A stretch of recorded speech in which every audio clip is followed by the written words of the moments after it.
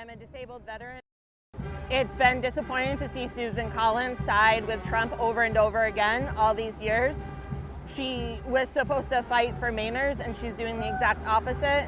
And unfortunately right now, I don't even know who the best candidate is with everything that's happened. Like, we need somebody that's gonna fight for what's right and not kowtow to a government that is only here for the rich. When it happens in your backyard to one of your neighbors, somebody is killed extrajudicially.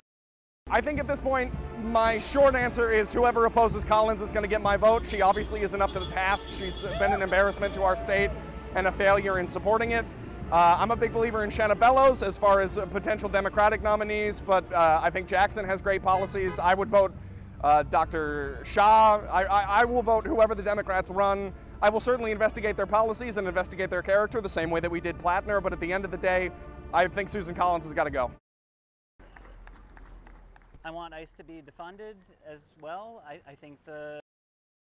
I really liked all of Graham Plattner's policies. I think that the Democratic Party is still putting forward those policies regardless of who the nominee is. And I think that defeating Susan Collins, who funded the bill that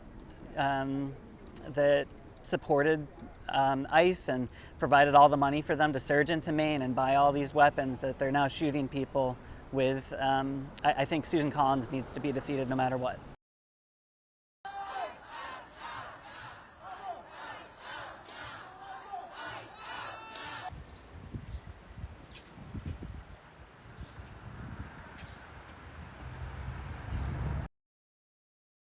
This Senate race is different from a lot we've seen before because so much seems to be riding on Maine right now.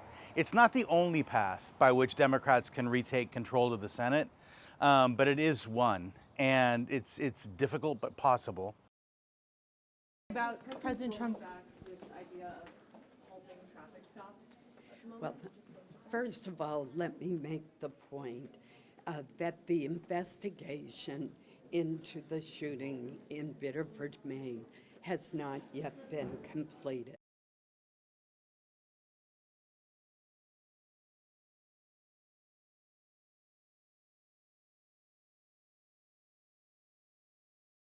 One of the important things that particularly a senior senator or a senior member of the House can offer their constituencies is the idea that they will at least be listened to by the person sitting in the Oval Office.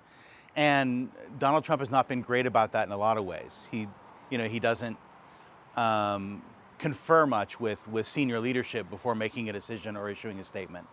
And that does sort of undercut the ability of someone in her position of being able to say, I can wield influence and protect my constituents. That being said, she is the chair of appropriations, and she does deliver to Mainers in that regard.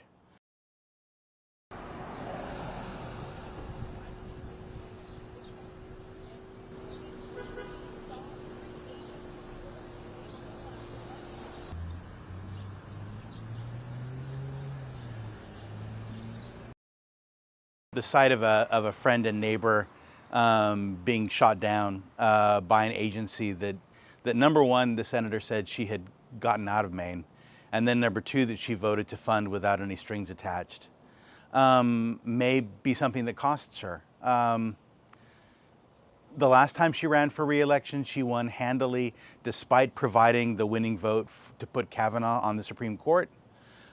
She said she'd been promised he wouldn't overturn Roe v. Wade. That turned out to not be the case. But she didn't seem to face much wrath from voters who said that they support reproductive choice and yet who also voted for her. She may succeed similarly this time, but it's a terrible confirmation of the consequences of the votes that members of our congressional delegation take, that this happened in our state, and it may cost her.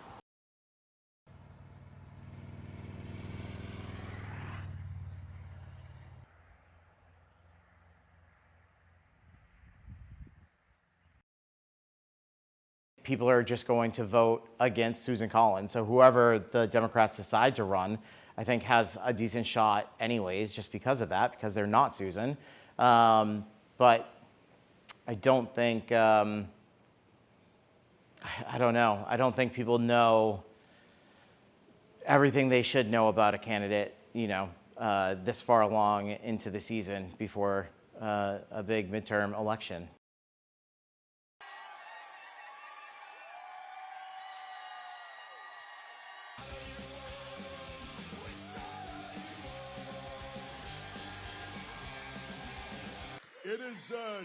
It is deeply humbling to stand here. Obviously, they don't have a voice that breaks out from the pack and is going to rise above and be that person that people are going to rally behind, and that's a big deal.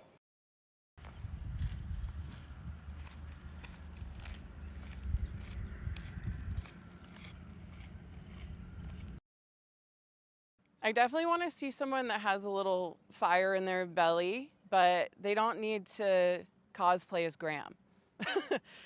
Many of us feel like our minds like things to be very cut and dry. I think that this seat is absolutely winnable for Democrats, despite this massive sinkhole that we found ourselves in. I think that it's a very stressful time and everybody's scrambling right now, but there are a lot of people who are very unhappy with Susan Collins. And I think that once we name who the next candidate is going to be, everyone is going to throw themselves completely behind them and not lose sight of this being, in my opinion, the most important election of our lifetimes.